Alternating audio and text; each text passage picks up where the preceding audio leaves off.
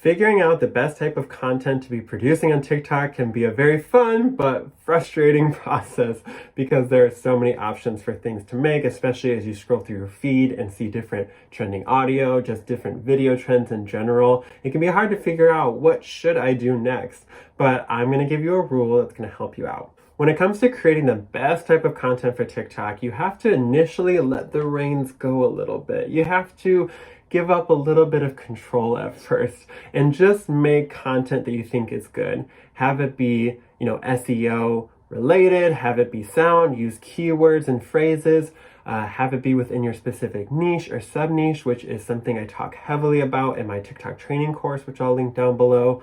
But you're going to want to follow these initial things, but at the same time, let go of control, make content you just think is good. And then what you're gonna wanna do is adopt my 1 in 10 rule, which is not anything too incredibly groundbreaking, but it's definitely something to pay attention to.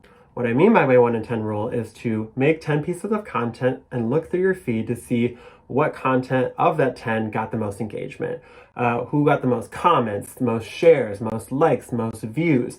Sometimes something might have a lot of views but less comments because it was maybe more shareable, but people are less likely to make a remark on it. You're going to see some differences between your content, but you want to use that data to have your own analytics in a way, and that will help you decide what type of content to make again. This type of strategy has worked out so well for me, and honestly, it's how I built the majority of my following. I made a specific video about the Michigan accent, and right now I'm on part 49 or so of that series.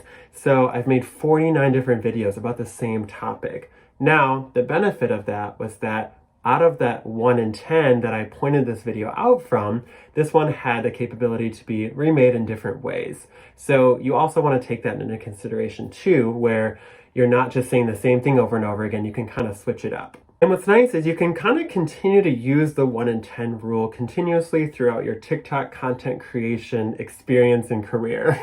If you end up making it into one, you can always kind of use it as a checkpoint to say, okay, I'm a little bit creatively drained here. I know I get that way every now and then, and I can kind of look through my old videos, see what worked out of, maybe 10 or 20, maybe 2 for 20, and make videos that resemble those ones that did really well. I found that using this strategy just in general really helps get my views back up, gets my confidence back up, and almost gets my creative juices flowing again in a kind of an interesting way too, where I think of new ideas that end up being stars themselves, that end up getting great amount of views and engagements. So using this 1 in 10 rule ends up having those added benefits as well. It kind of gets you back on that creative train that you might have fallen off from. And additionally, if you're not on the creative train yet, it helps you get on that one and starts helping you get your snowball effect, because I do think that that is an important part of a TikTok content strategy. You want to keep delivering over and over again that same amount of great engagement and great content,